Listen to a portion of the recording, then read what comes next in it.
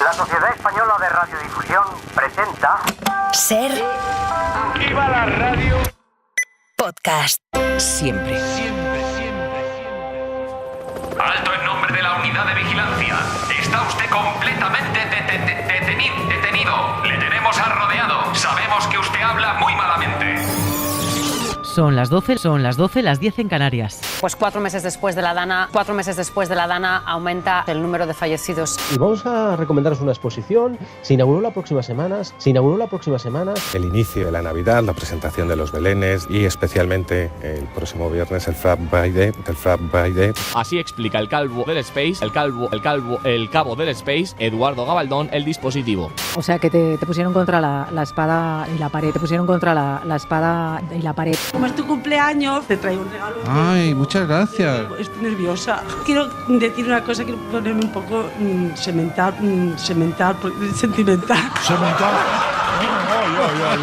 Merece la pena que nuestros oyentes al menos sepan por dónde te mueres. Increíble. Podemos cometer errores. Vivan los errores. Rápido, hay que emitir esta cinta, esta grabación. Esto sin más dilatación y a su hora. Son las 4 de la madrugada, las 5 en Canarias. UDV. Unidad de Vigilancia.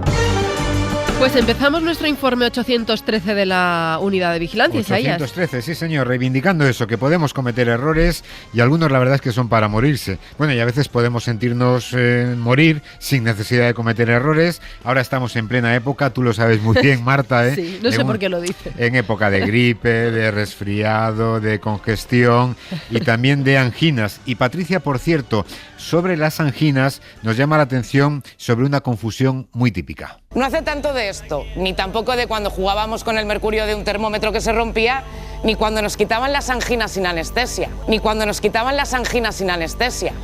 Aunque después cuando de eso nos quitaban las anginas sin anestesia. Nos dice Patricia que las anginas no nos las quitaban mediante una operación. Las anginas o la amigdalitis son la inflamación de las amígdalas y son las amígdalas, esos órganos que se extirpan. Se extirpaban más antes que ahora, pero son las amígdalas las que se extirpan. Bueno, y celebramos el Día de la Constitución, ha sido nuestra palabra del día, sí. Una Constitución que hace 46 años nos permitió recuperar la democracia en nuestro país. Libertad, libertad, sin ira, libertad, guárdate tu miedo y tu ira, porque hay libertad. Disfrutaron de la democracia en tiempos de la República. Y en el año 78 volvimos a recuperar esta libertad. Y poco después hubo un intento de acabar con ella. Fue en 1981. Lo protagonizó Antonio Tejero. Y esta semana hemos descubierto otro intento de golpe de Estado que se produjo 5 años después y lo protagonizó, atención al parecer, Fernando Tejero, el actor. Bueno, esto lo escucharon Ana Hurtado y nos lo envían también desde un perfil de Palencia llamado Chiguitos LGTB+. Por aquí sigue habiendo una afluencia constante de personas que ocupan el puesto de algunos de los diputados y que se paran a observar, alzando la mirada, las obras de arte del techo junto a aquellos agujeros de bala que un 23 de febrero de 1986 protagonizaron el golpe de Estado de Fernando Tejero. Bueno, ni en la fecha ni en el autor han atinado, nos dicen nuestros vigilantes con toda la razón. Y la verdad es que resulta chocante imaginar un golpe de Estado de Fernando Tejero. También nos podemos imaginar el nuevo himno nacional. Aquí no hay quien viva, aquí no. Bueno, y quien se ha imaginado desde luego la circunstancia ha sido Carlos Matera Mat, que dedica a este golpe de Fernando Tejero pues su viñeta semanal, ¿no? Y en vez de al suelo todo el mundo, suelta Tejero, ese otro Tejero, el Tejero bueno. Un poquito de por favor. Bueno, aunque tenemos en estos momentos grandes avances, desde luego, en materias de libertades. Después de 46 años de Constitución, hay fuerzas políticas a las que no les importaría mucho dar marcha atrás al reloj. Un poco agresivas estas fuerzas, de las que en vez de recibirte con los brazos abiertos, pues te pueden recibir con las manos abiertas. Esto lo escuchó Roberto Ortiz en Informa Radio. La semana pasada hicieron el programa desde Valencia, invitados por Vox, y dijeron esto. Ayer estuvimos en Valencia, yo creo que quedó un bonito homenaje a las víctimas. Estuvimos con la gente de Vox en el Ayuntamiento de Valencia, nos recibieron con las manos abiertas, y la verdad es que todo aquello fue muy, muy emotivo. Bueno, emotivo no sé, porque si lo recibieron con las manos abiertas, la escena es fácil de imaginar. Bueno, vamos a llevarnos bien, porque si no van a haber hondonadas de hostias. Es una opción, sí. Bueno, hay una pequeña diferencia entre recibirte con los brazos abiertos o con las manos abiertas. Y hombre, hay que decir, en honor a la verdad, Marta, que nuestros compañeros rectificaron. Nos recibieron con las manos abiertas, con los brazos abiertos. Con la mano abierta es un bofetón, entonces no confundir la mano abierta con los brazos abiertos. Eso, es muchísimo mejor no confundir. Bueno, lo mismo nos dice Mario Suárez tras escuchar a la senadora Carla Antonelli en el 24 Horas de Radio Nacional de España, hablando de la actitud del alcalde de Madrid, esto de no colgar la bandera LGTBI en el ayuntamiento de la capital de España. Dijo que se agarra o que se agarraron en el PP a un pelo ardiendo. La bandera arcoíris no tiene ideología. Hay personas del colectivo en todos los partidos y lo hay también en el Partido Popular.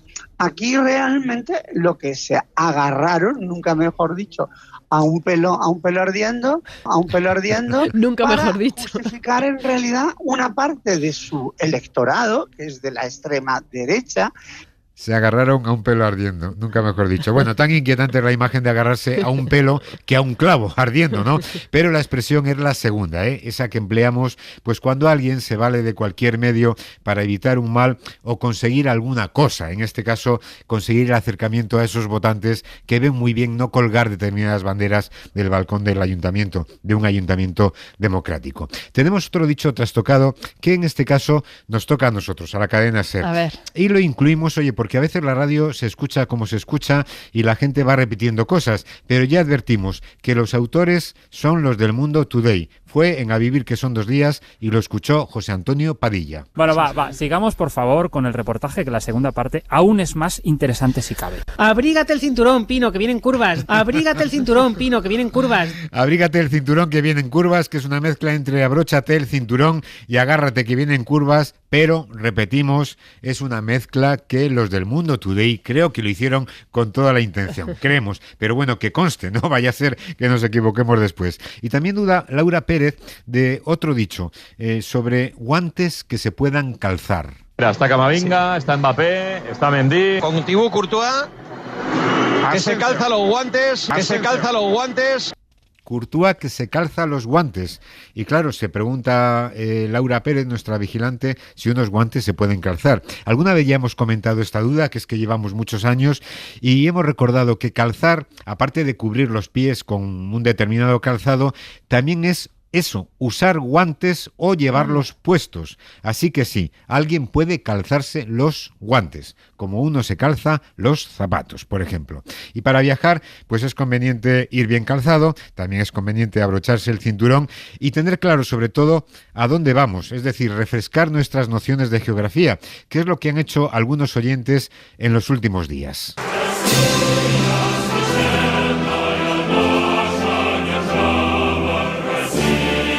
Bueno, ya sabemos que los afanes imperialistas de Putin son evidentes, como fue evidente el poder que tuvo la Unión Soviética sobre muchos países tras el telón de acero.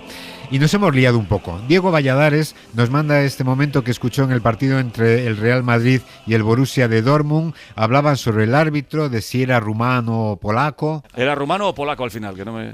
Bueno, con ya sabes que con Romerito, pues el croata lo vuelve esloveno. Sí, están al lado, Polonia y Rumanía. El polaco lo vuelve rumano. Bueno, son ex-repúblicas soviéticas. Bueno, el lío desde luego fue a más, menos mal que lo cortaron aquí, ¿no? Sí. Primero se afirma que están al lado Polonia y Rumanía, y bueno, están cerca, pero no hacen frontera precisamente, y después Roncero dice que son ex-repúblicas soviéticas y... No, hija, no. No, eran países independientes alineados con la Unión Soviética, eso sí, pero no fueron repúblicas soviéticas. Sucedió lo mismo con la antigua Checoslovaquia, hoy dividida en 2 repúblicas, y en una de ellas nació Kafka, autor checo, pero no austriaco, nos dice Santiago Aguilar por algo que escuchó ayer en La Ventana. Y la primera es muy deliciosa, muy impresionante, porque se trata del gran libro de recetas de Kafka. de Kafka, el gran libro de recetas de Kafka, de Franz Kafka, el escritor austríaco. El escritor austríaco. Sí, de Franz Kafka, del mismo, de Kafka. No, entonces, comida, Kafka, el mismo, es decir, el escritor austríaco, tal y como se dice. Bueno, es verdad que cuando nació Kafka en Praga, la ciudad formaba parte del Imperio Austrohúngaro, pero hoy nadie lo considera un escritor austrohúngaro, ni mucho menos austriaco, por supuesto, sino escritor checo. Y punto. Y Tiago Riseirio también escuchó en Antena 3 algo que le pareció un poquito raro. En el programa de Carlos Arguiñano, su hermana Eva preparaba un plato llamado bougatsa. Según ella, típico de los países mediterráneos como Grecia, Siria y Bulgaria, que como sabemos no tiene acceso al mar Mediterráneo. ¿Qué te trae por aquí? Vamos a hacer una bougatsa con miel y pistacho. Bougatsa es un nombre... Suena muy bien. Sí, es un postre mediterráneo, de la zona de Grecia, de Siria, Bulgaria. Súper rico y súper fácil. No lo dudamos, pero claro, nuestro vigilante se pregunta si se puede considerar el Mediterráneo a un país como Bulgaria que no tiene acceso al Mediterráneo, sino al Mar Negro. O sí, porque a lo mejor, aunque no dé al mar, su cocina puede ser mediterránea. Así que dejamos la duda de Tiago, la dejamos en el aire por si acaso otros vigilantes nos pueden responder. Y también se sorprendieron y mucho Santiago Calvet y Alfonso Martelo al escuchar esta información sobre un alijo de cocaína que viajó de Colombia a Australia por una ruta un poquito extraña atravesando el Océano Índico. 225 toneladas de cocaína, incluidas varias dentro de un narcosubmarino que había viajado desde Colombia hasta las costas de Australia atravesando todo el Océano Índico. Desde Colombia hasta las costas de Australia atravesando todo el Océano Índico. Bueno, nos dicen nuestros vigilantes que si fuera cierto viajar de Colombia a Australia cruzando el Océano Índico sería impresionante el rodeo que habría dado este submarino, pasando por al menos otros 2 océanos más. Esto es lo que nos dicen Santiago y Alfonso en la vigilancia. Y más clara tenemos esta otra vigilancia que nos manda José Antonio Pulido.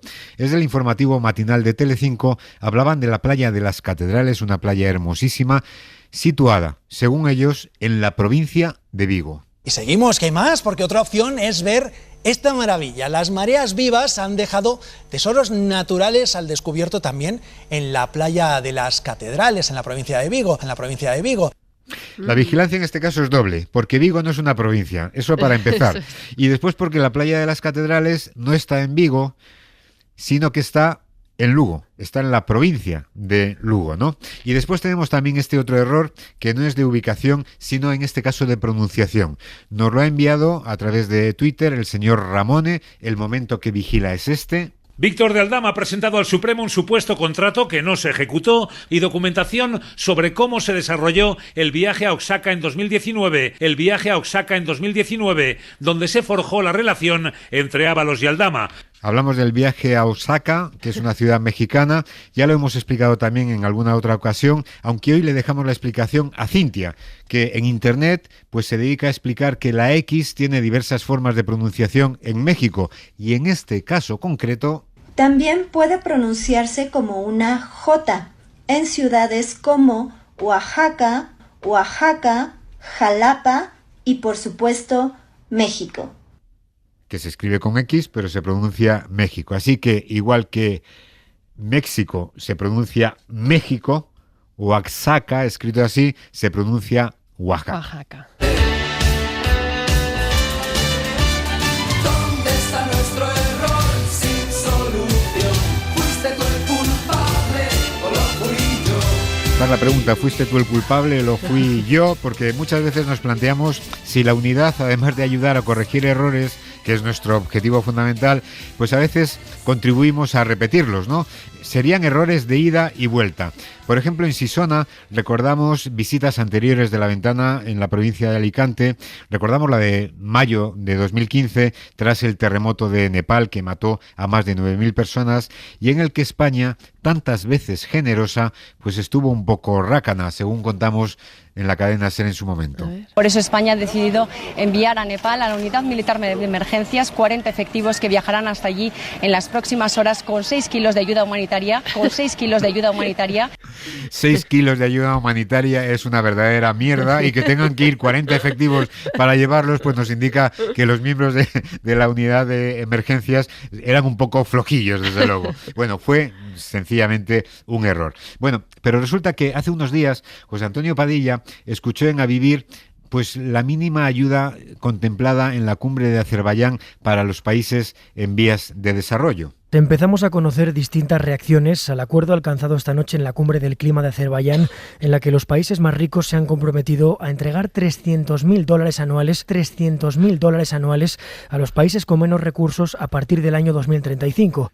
$300.000 anuales. Y a partir de 2035. Bueno, la verdad es que la ayuda pactada tampoco fue para echar cohetes, Marta, pero no fueron $300.000, sino 300.000 millones de dólares, que aún así a los países en vías de desarrollo, de esos que hablábamos a las 4, que bueno, ellos no hacen nada contra el cambio climático, pero están recibiendo lo que hemos hecho los países desarrollados, pues la verdad es que tampoco les parece una ayuda para echar cohetes. Bueno, y la Unidad Central Operativa de la Guardia Civil está teniendo gran protagonismo en los últimos meses, y en la investigación de presuntas tramas de corrupción, la UCO está contando con la inestimable ayuda de la OCU, que es la Organización de Consumidores y Usuarios. Esto fue lo que dijimos en mayo. Lo que ha hecho el PP esta tarde es sembrar la duda sobre hasta qué punto la Guardia Civil y su Unidad Central Operativa, la OCU,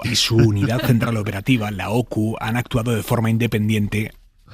Bueno, confundimos la UCO con la OCU y se veía venir que un día caería el gazapo contrario. Alberto Martín lo pescó hace una semana en La Sexta Noticias. El compañero nos informaba de que la Guardia Civil ha devuelto el favor a los consumidores y ahora se dedica a estudiar cuánto nos gastamos los consumidores españoles en el Black Friday. Sí, sinónimo de aglomeraciones, y parece que no nos duelen los 200 euros de media que según la UCO, nos vamos a gastar en este Black Friday. Me imagino allí a los guardias civiles en los mostradores, en las cajas, viendo lo que nos gastamos y lo que no nos gastamos. No sabía yo que la Unidad Central Operativa de la Guardia Civil estaba para esto, nos dice Alberto, y tiene toda la razón. Bastante trabajo tiene la UCO como para dedicarse a investigar cuánto nos gastamos en estas fechas.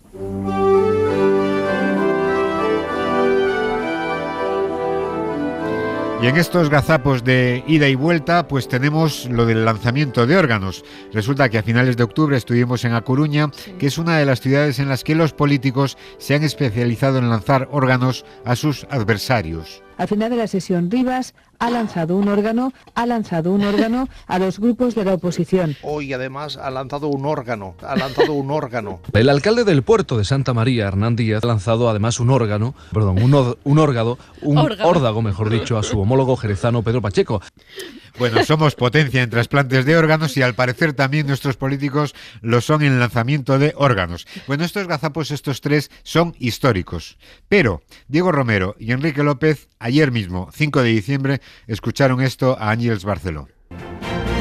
Así que vamos a hacernos tres preguntas a partir de este órgano de Vox al Partido Popular. La primera, Sara Selva, buenos días. Así que Vox lanza un órgano al Partido Popular, con la mano abierta, suponemos. Estuvimos con la gente de Vox en el Ayuntamiento de Valencia, nos recibieron con las manos muy abiertas. Las manos muy abiertas. Bueno, vamos con algún expediente X de esta semana. Hemos tenido una semana muy futbolera por diferentes razones, y en un carrusel deportivo Mario Suárez se sorprendió con este resultado atípico que escuchó en una de las rondas. Estamos en el 13 de la segunda parte, Ourense 0, Depor 0. Más en flash, León, Carlos. Minuto 15 de la segunda parte, se mantiene el resultado inicial, empate a 1.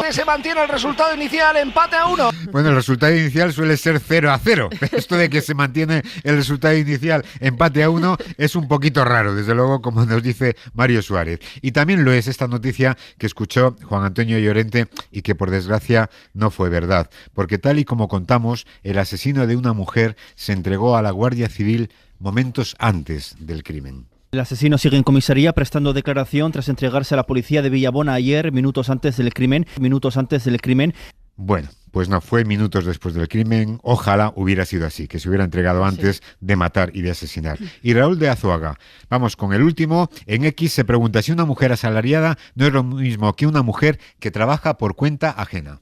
Desde esta semana, las trabajadoras sexuales pasan a tener un contrato de trabajo con derecho a vacaciones, bajas, atención médica y pensiones. Podrán trabajar por cuenta ajena o como asalariadas. En este sentido, se despenaliza ciertas formas de proxenetismo, que pasan a estar reguladas. Bueno, podrán trabajar por cuenta ajena o como asalariadas, y nos dice Raúl que eso no es una opción. Si son asalariadas, son trabajadoras por cuenta ajena. La verdad es que nuestros oyentes son muy precisos y muy están finos. A todo, muy finos. Cómo hemos cambiado. Bueno, y vamos acabando. Seguimos repasando, ya sabes, temporada a temporada, Marta, estos 20 años de Unidad de Vigilancia. Y hoy Julio Guerra nos llega a la sexta temporada. Bueno, a la segunda parte de la sexta temporada, la que transcurrió del año 2009 al año 2010. Unidad de Vigilancia Lingüística. 20 años de... Vivan los errores. Sexta temporada. Seguimos repasando la temporada 2009-2010. En los boletines a veces nos confundíamos de nombre. Camina Aymar Bretos, buenas noches. Buenas noches. Buenas noches, justo. Otras nos ahogábamos. Una advertencia también para los conductores de Alcázar de San Juan. Desde las 10 de la mañana se va a cortar el tráfico y la calle Independencia. Bueno, pues nada más, ya para marcharnos, recuerden que la Agencia Estatal de Meteorología prevé para hoy cielos nubosos. Y otras los compañeros escuchaban con retorno. Esto significa que se escuchan con unos segundos de retraso y es muy difícil hablar, así de difícil. Buenos días, al parecer de 3,5 grados en la escala. Esto del retorno ya lo habíamos vivido antes, mucho antes de que se abriera esta unidad de vigilancia y salió peor. Fernando Silva, Radio Algeciras. Según ha podido saber la cadena hacer el incremento de la vigilancia en el estrecho se traducirá a la espera de que entre en funcionamiento la Guardia Civil del Mar. Joder. Es curioso esto de abrir el archivo porque encontramos a ministras que entonces eran portavoces de un gobierno autonómico. Trabaja con las personas con este tipo de discapacidad. Aunque la ahora ministra de Vivienda, Isabel Rodríguez, parecía que iba en contra de su ejecutivo. Eliminando todo tipo de barreras. Quería cargarse a José María Barreda, el presidente de Castilla-La Mancha. Eliminación de barreras. Barreda, eso sí, se lo tomó con humor. Que me ha hecho gracia, ¿verdad?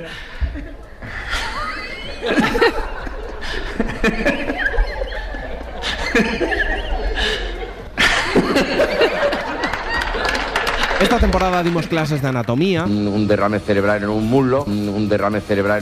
Presentando además traumatismo craneal en las costillas y en una muñeca. La parte del escafoides en la muñeca, el cúbito en concreto de su muñeca derecha en la muñeca. Muevo la pierna, muevo el pie, muevo la tibia y el peroné. Y es que en la radio pasaba de todo. Había quien entraba desde el baño. Esa secuela, ¿no? De saber si Oye, vamos a ver que tenemos ahí una escandalera, Francis. Los que llamaban para pedir un taxi. La última llamada. Hola, buenas tardes. Miren, un taxi, por favor, para el Colegio del Campo del Sur. Venga, ahora mismo se lo mandamos, Voy en dirección a Puerta Tierra.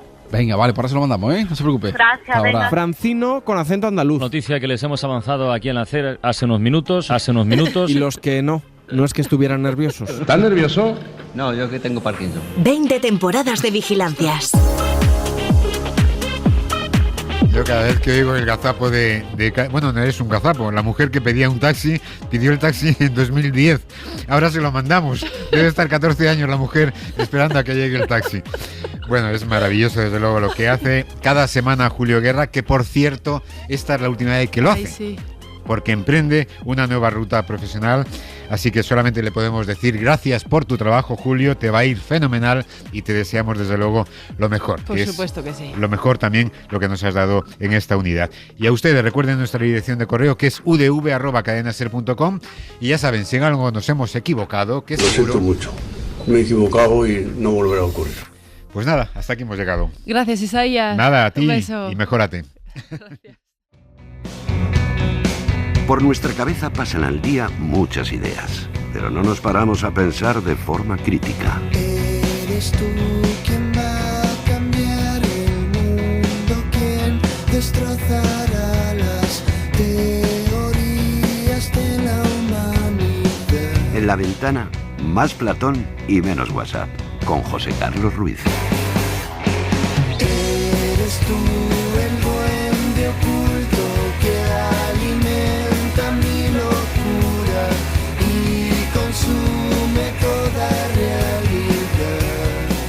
Abrimos más Platón y menos WhatsApp con nuestro filósofo José Carlos Ruiz en Radio Córdoba. José Carlos, buenas tardes. Hola, buenas tardes, Marta. Mira, hoy que estamos celebrando el Día de la Constitución, seguro que muchísima gente ha tenido la suerte de hacer puente y disfrutar de unos días de vacaciones. Y como en esta sección nos ponemos siempre las gafas de la filosofía y del pensamiento crítico, yo decía, ¿será que podemos hablar de puente en clave filosófica? Joder, estas son ideas peregrinas que se te ocurren, Marta. Yo te dije que podíamos hacer algo de este tipo, pero que no es sencillo. O sea que, a ver, mira, estoy pensando en dos perspectivas sobre la idea del puente. La primera se me ocurre ahora mismo, que es esta con la que has comenzado, ¿no? Hay mucha gente de puente y tiene mucho que ver esto con ese momento vacacional. Es decir, en el puente de ahora, el que estamos disfrutando, bueno, los que lo disfruten, claro, tienen ese espacio temporal de tránsito que a todo el mundo gustaría prolongar, claro. O sea, tú dices, joder, tengo un espacio temporal donde voy a transitar que va a eliminar lo rutinario, es decir, que rompe lo cotidiano. Entonces, esa parte me parece que tiene esa enjundia de queremos abrazar y estirar todo lo posible el puente vacacional. Pero luego está la otra, que tiene que ver con la etimología, que cuando me puse a investigar ayer encontré que viene de pon pontis, que directamente se construye desde Roma, ¿no? Esta idea. Y cuando rascas un poquito parece ser, no queda claro, pero parece ser que tiene que ver con la etimología de Panzan, que habla de andar, de pisar, de caminar. Es decir, vendría a apuntar una especie de la esencia de lo humano, que es continuar con el camino de alguna manera. Ay, qué bonito. Oye, y si te digo que analices desde una perspectiva filosófica, pues esto, el puente, el puente que todos tenemos en la cabeza, el puente que cruzamos, pues, ¿por dónde saldrías? Sí, yo te diría casi que de primeras que hay una especie de prolongación casi antropológica, ¿no? Por eso del caminar, porque es algo específicamente humano, la construcción del puente. Hay un pensador, George Simmel, filósofo y sociólogo, que dice que comienza incluso antes, la idea de puente comienza antes del puente en sí, con el concepto de camino. Es decir, él dice que los caminos, que de alguna manera lo que venían a hacer era unir dos lugares, ¿no? Y eso pone en valor algo muy, muy bonito en el ser humano, que es la voluntad de ligazón, es decir, de ligar, de unir. Es algo en nosotros, digamos, innato, esa necesidad de conectar y de unir, de ampliar, ¿no? El proceso comunitario, lo queramos o no. Y desde esa perspectiva dicen que es solamente humano, porque los animales, cualquier animal, puede ir por los caminos, pero en el inicio del camino y en el final del camino no hay una ligazón, es decir, no encuentra un sentido, no lo dota de sentido. Sin embargo, el ser humano sí lo hace, y desde esa perspectiva el puente sería el extremo filosófico de esa ligazón, ¿no? Es decir, es de alguna manera esa imposición de la voluntad. Y desde esa especie de voluntad humana o de necesidad de querer unir, de querer ligar, hace que un puente sea más importante dependiendo de la dificultad en su construcción o no necesariamente. Bueno, yo creo que como todo en lo que referencia a lo humano, y especialmente cuando hablamos de técnica, ¿no? de crear una tecnología que evite los inconvenientes de lo cotidiano, la capacidad de resistencia va a medir la importancia del puente.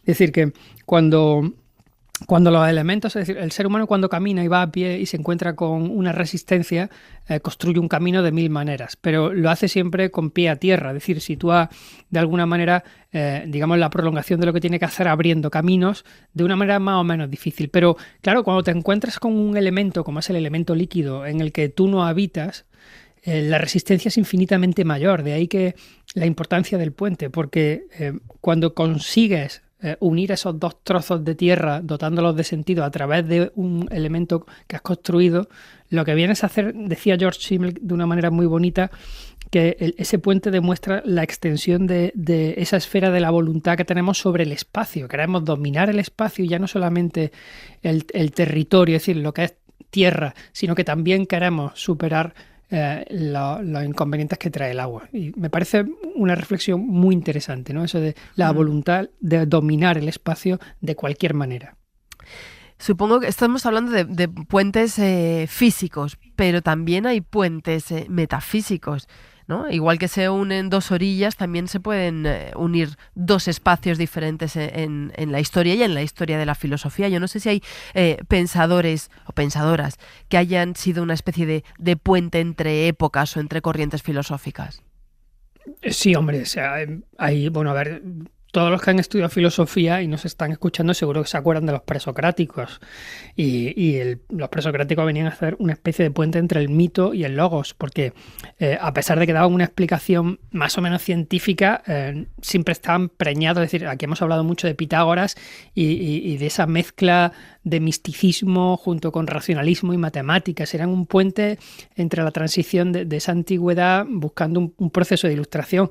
Y luego pues, se me ocurre Tomás de Aquino. Tomás de Aquino era alguien que intentó hacer de puente entre la religión y la filosofía de Aristóteles. Fíjate que es complicadísimo, pero él hablaba de verdades de fe y verdades de razón. Y de alguna manera intentó justificar una con la otra. Pero por poner en valor algo muy singular, y algunos pensadores muy singulares que parecen casi ignotos para gran parte de la población, yo te diría que el gran puente filosófico es Al-Ándalus, el de mi tierra.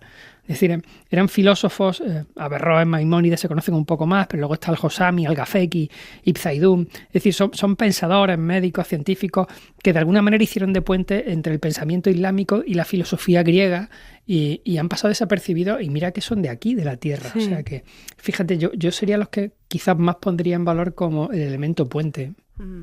Oye, en esta lista que estás haciendo solo mencionas a hombres. Ah, bueno, claro, espérate que voy con la segunda. Has dicho pensadores y pensadoras, se me había quedado ahí anclado. Que sé Mira, que en la historia de la filosofía siempre se habla menos de mujeres, pero alguna habrá. Sí, es verdad que están muy rezagadas porque casi siempre en la historia de la antigüedad, sobre todo en la antigüedad, no hay mucha documentación sobre ellas, pero vamos a poner unas pocas que han sido un puente maravilloso. Por ejemplo, a esta te sonará mucho, Hipatia de Alejandría. Sí, claro. Hipatia te suena por la película, ¿no? La de... y por las matemáticas, ¿no? Bueno, claro, pero esta fue la que de Amenábar, que hizo Ágora. ¿Te acuerdas de Ágora? Sí. Pues la protagonista es ella, ¿no? Y ella fue un puente maravilloso entre matemáticas, astronomía, pero también filosofía neoplatónica. O sea, una mujer top. Y si sigo pensando, pues se me ocurre de las más grandes que hemos tenido aquí, como María Zambrano. María Zambrano, que todo el mundo le suena, pero nadie profundiza mucho porque parece que no termina de ser como filósofa y escritora, está entre medias, ¿no? Sí. Bueno, pues es que María Zambrano es un puente. Es un puente entre razón y emoción. Es decir, conecta literatura con misticismo y con filosofía. Y bueno, y quizá la que hace de puente entre el feminismo y la filosofía existencial de una manera más potente es Simone de Beauvoir, que es otra de las grandes pensadoras del siglo XX. O sea que sí hay bastantes, lo que pasa es que han quedado enterradas o de alguna manera su obra no nos ha llegado, pero vamos que sí están ahí. Volviendo al puente, surge por una necesidad que hablábamos, inherente al ser humano, ¿no? Que es la de dominar un espacio, la de tener que cruzar a la otra orilla y conectar realidades, conectar comunidades. Sin esa necesidad igual no se hubiesen construido puentes. Claro, pero eso habla muy bien del carácter filosófico de lo humano, que está en una orilla y ve tierra en la otra parte de la orilla y activa ese sentimiento filosófico de la curiosidad.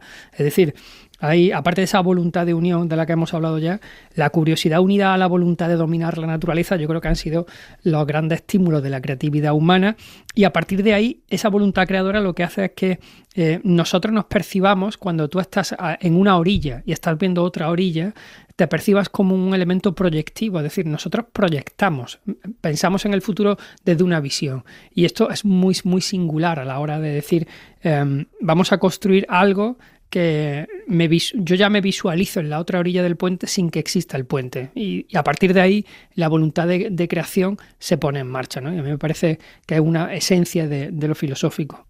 Well, I never will forget that floating bridge. Lord, I never will forget that floating bridge.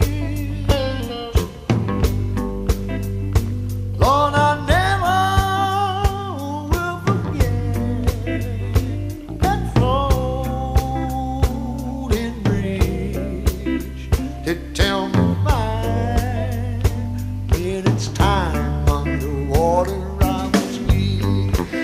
Vamos a remontarnos, digamos, a los inicios. Los romanos fueron excelentes constructores de obras públicas y los puentes, claro, pues no fueron una excepción, ¿no? Fueron obras tan sólidas y tan robustas que muchos de esos puentes los seguimos utilizando en nuestros días. Vamos a saludar a Carlos Polimón, que es ingeniero de caminos, autor del libro de Puentes por España, que se va a publicar en enero. Carlos, buenas tardes. Buenas tardes. ¿Qué ha significado el puente a lo largo de la historia? Pues el puente, como comentabais hace un momento, en realidad es una parte del camino, y es una parte del camino muy singular, ¿no? Es un encuentro, una lucha entre el hombre y la naturaleza, porque realmente el camino, cuando llega a un sitio donde tiene que hacer un puente, lo que hace el camino es saltar. Es como si saliera volando, ¿no?, el camino. Entonces, en toda la antigüedad, el puente, hasta hace poco, y hace poco puede ser el siglo XX, digamos, ahora ya es muy difícil que seamos conscientes de lo importante que eran los puentes hace siglos, era casi un objeto de lujo. Es decir, esa voluntad de ir de un sitio a otro, de hacerlo en menos tiempo, pues llegaba, imaginemos el río como una barrera física entre dos territorios, y el río solo permitía ser cruzado, por decirlo así, en determinados sitios que a lo mejor había menos profundidad, se tenían que dar una serie de características para poder cruzarlo, ¿no? Entonces, claro, un puente era un sitio muy especial, era un sitio donde se generaban muchas veces comunidades alrededor del puente, era un sitio pues muy único y que hacía que las jornadas de viaje, por ejemplo, se pudieran reducir en casi días, ¿no? Claro. En la antigüedad. Entonces, ahora quizá ese pues lo tenemos menos claro, pero en aquellos siglos, en toda la antigüedad, un puente era un sitio fundamental, ¿no? Una sociedad que tenía un puente era una sociedad mucho más avanzada. También alcanzaron un gran nivel técnico, tanto en la construcción como en el diseño. ¿Con qué espíritu dirías tú que abordaron esas obras? Pues los romanos abordaron todas estas obras con un espíritu profundamente ingenieril. Es decir, con un espíritu muy práctico. Realmente, si pensamos en toda la evolución de las calzadas romanas, pues quizá todo ese desarrollo está profundamente unido a los puentes y además está unido al arco de medio punto. Es decir, el arco de medio punto es uno de los grandes desarrollos romanos. No está claro que lo inventaran ellos, seguramente era un invento anterior, pero ellos lo explotan, y con eso, con lo que es el arco de medio punto, con la media circunferencia, pues acaban desarrollando miles de kilómetros de vías romanas. Y el arco de medio punto, la ventaja que tiene es que tú, con una cuerda y una estaca, eres capaz de reproducirlo en cualquier lugar del imperio, ¿no?, en aquel momento. Entonces, realmente fueron muy prácticos y fue decisivo, ¿no?, la utilización de este arco. Oye, Carlos, has dicho... Perdona, Marta. Dale. Es que has dicho algo que me ha interesado mucho, y has dicho que eran al principio artículos de lujo.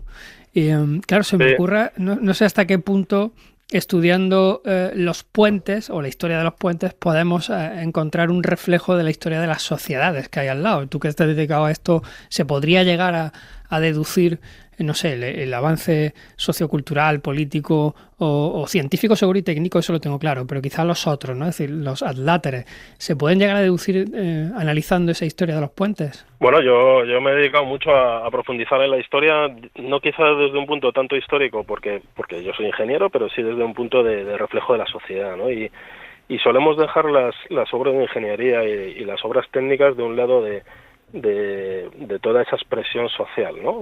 Por contraste con la arquitectura la asociamos más rápidamente, los puentes de las catedrales del románico, del gótico, y en los puentes, aunque en menor medida, porque tiene una componente técnica muy importante, está también reflejada esa sociedad, ¿no? Y por ejemplo, es como en los puentes romanos son puentes bastante anchos, porque lo que se buscaba con ellos era que las tropas se movieran con mucha rapidez de un lado a otro del imperio, y cuando llega la Edad Media, en cambio, los puentes se contraen mucho porque están pensados ya para que pase solo un jinete o gente andando, como luego en el Renacimiento vuelven a cambiar las dimensiones en función de los medios de transporte y no sé, creo que hay un montonazo de cosas muy interesantes ahí que demuestran que efectivamente es un reflejo de la sociedad y al final del alma humana, ¿no? De ese espíritu de llegar más lejos y de mejorar.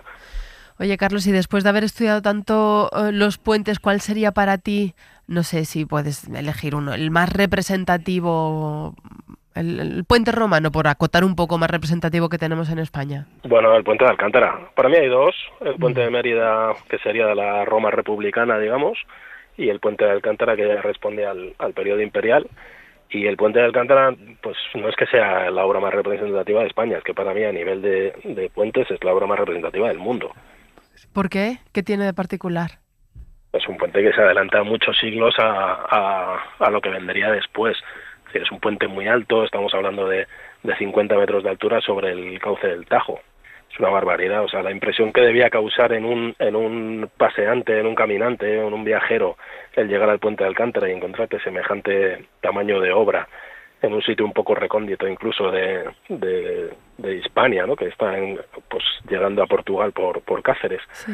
O sea, debía ser aquello, debía producir una impresión semejante a la que hoy podría producir los mayores puentes. Un puente San Francisco, por ejemplo, ¿no? Puentes muy grandes.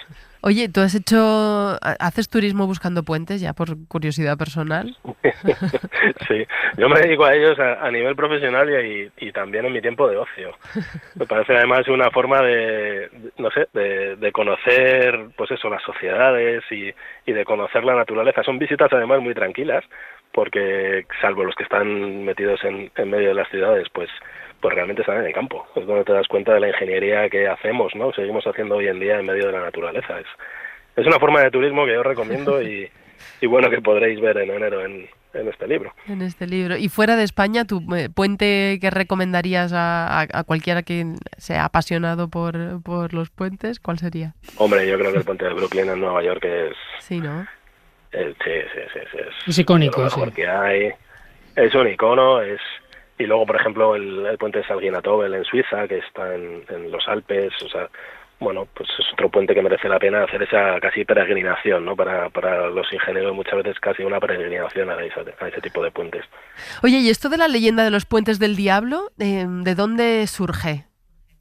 Pues eso surge justo de lo que estábamos comentando, ¿no? Al final del Imperio Romano lo que hay es una contracción de las sociedades y a nivel población, y hay una contracción también de esa necesidad de moverse, ¿no? Entonces, lo que pasa ahí en esa época es que toda esa transmisión de conocimiento que hay en Roma, pues se pierde.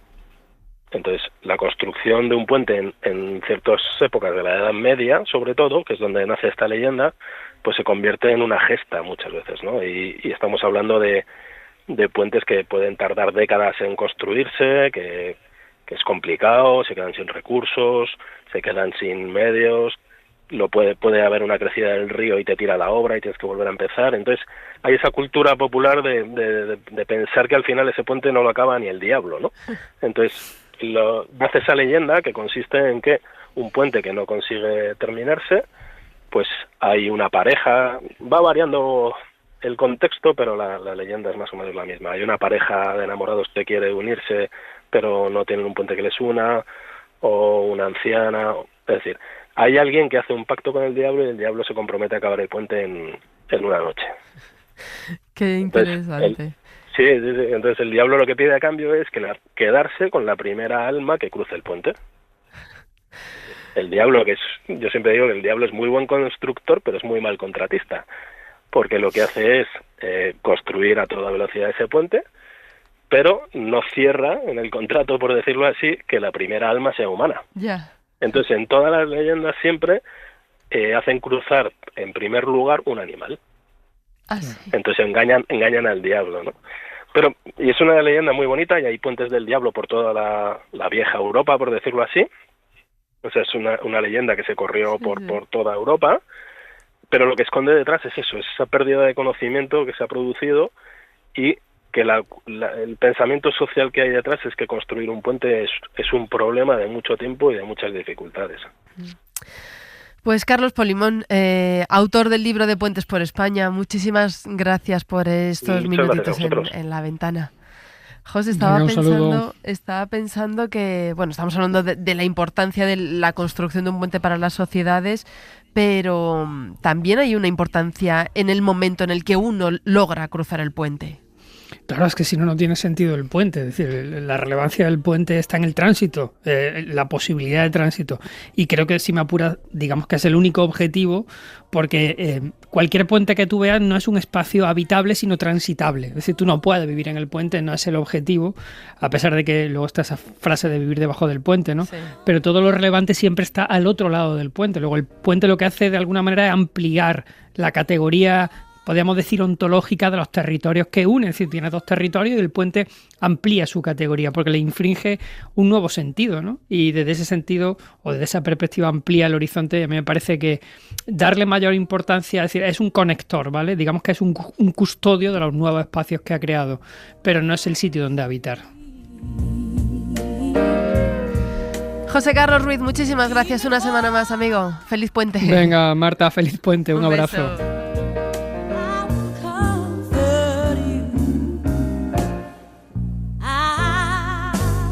Para no perderte ningún episodio, síguenos en la aplicación o la web de la SER, Podium Podcast o tu plataforma de audio favorita.